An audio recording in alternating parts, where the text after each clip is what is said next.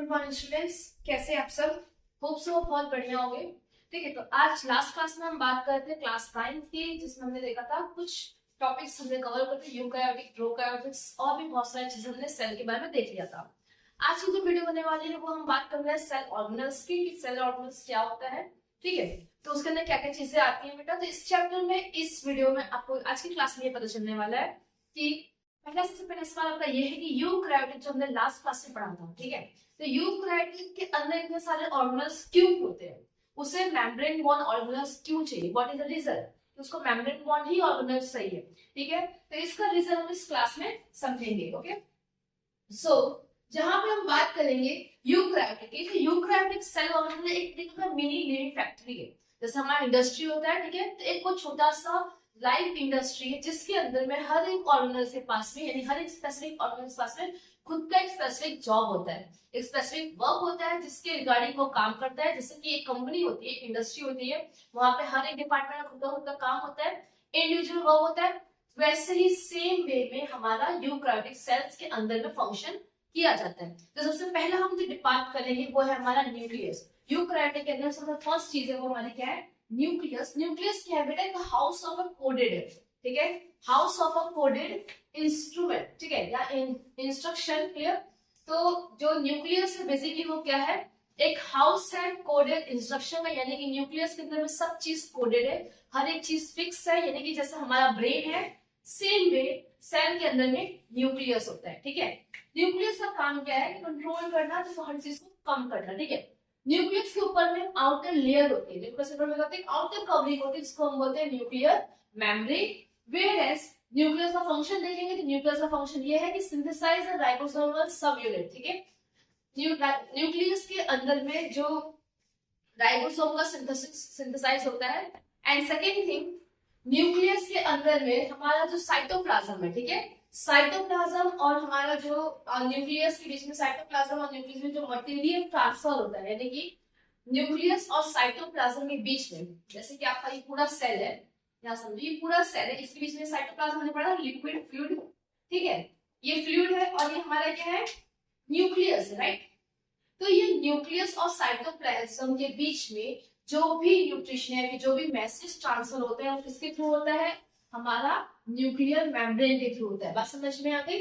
Clear? Nuclear membrane क्या है, एक डबल लेयर है जो न्यूक्लियस के ऊपर में है, उसका काम क्या है, वो ट्रांसफर, एक तरीके का मीडियम है, एक तरीके का गेट समझ लो, जो न्यूक्लियस और साइटोप्लाज्म के बीच में मटेरियल ट्रांसफर करता है। न्यूक्लियस का फंक्शन क्या है, सिंथेसाइज द राइबोसोमल सब यूनिट, ठीक है, सिंथेसाइज करना, राइबोसोम्स को बनाना। ठीक है, सेकंड, न्यूक्लियस के अंदर में बेटा एक होता है क्रोमोसोम्स। क्या होता है, क्रोमोसोम्स, जो आपको ऐसे देखने को मिलेगा, ठीक है, रॉड लाइक स्ट्रक्चर होता है उसका। कैसा स्ट्रक्चर होता है, रॉड जैसा स्ट्रक्चर आपको देखने को उसके अंदर मिलेगा। ओके, इस तरीके का क्रोमोसोम आपको, तो ये जो क्रोमोसोम है, ठीक है, ये जो क्रोमोसोम है आपका, इसका काम क्या है, ये बेटा रॉड लाइक स्ट्रक्चर होता है। इस क्रोमोसोम का फंक्शन है ये हमारे अंदर का जो इंफॉर्मेशन है, ये जो जेनेटिक इंफॉर्मेशन है उसको कैरी फॉरवर्ड करना। ओके, यानी ये आपके जो हम बोलते हैं जेनेटिकली जो चीज आपको मिलती आई है, कि जो चीज आपको फोर फादर से मिलती आई है, वो सारी चीजें आपको किसके थ्रू, किसमें स्टोर होती है, क्रोमोसोम में। तो वो स्टोर करने का काम किसका है, क्रोमोसोम का। यानी क्रोमोसोम्स ये सारे इंफॉर्मेशन को स्टोर करता है as in a form of DNA. किसके फॉर्म में, in a form of DNA, वो इसको स्टोर करता है और वो कुछ स्पेसिफिक प्रोटीन जनरेट करता है। इसका सॉल्व क्या होता है, स्पेसिफिक प्रोटीन होता है जिससे वो काम करता है। Okay, what is the full form of DNA, full form of DNA is deoxide ribosomic nucleus. क्या है, डीऑक्साइड राइबोन्यूक्लिक एसिड। ओके, जो डीएनए का फुल फॉर्म ये हो गया। क्लियर? तो डीएनए क्या है, एक सेमी फंक्शनल सेगमेंटेड है, जो जिसका काम क्या है, वो जेनेटिक इंफॉर्मेशन को स्टोर करता है। Where is a chromatic material, जहां पे विजिबल होता है, ठीक है, in large mass of a thread like structure. ठीक है, क्रोमोसोम्स के अंदर में डीएनए आपने देखा होगा, डीएनए हमारा कैसा होता है, थ्रेड लाइक स्ट्रक्चर होता है। ठीक है, इसके बीच में लाइंस होती है, यहाँ पर ये लाइंस क्या है बेटा, ये जेनेटिकली थ्रेड है जो क्या करते हैं, इंफॉर्मेशन स्टोर करती है। ठीक है, एक हमारा इनका कुछ काम है, स्पेसिफिक फंक्शंस है। क्लियर? तो उसके बाद में थ्रेड लाइक स्ट्रक्चर है जहां पे सेल खुद को डिवाइड करता है फॉर्मेटिंग मटेरियल्स में और वो क्रोमोसोम फॉर्म करता है। अंडरस्टूड? तो ये सारी चीजें आपकी न्यूक्लियस के अंदर में। तो आज की क्लास में हमने यहाँ न्यूक्लियस समझा।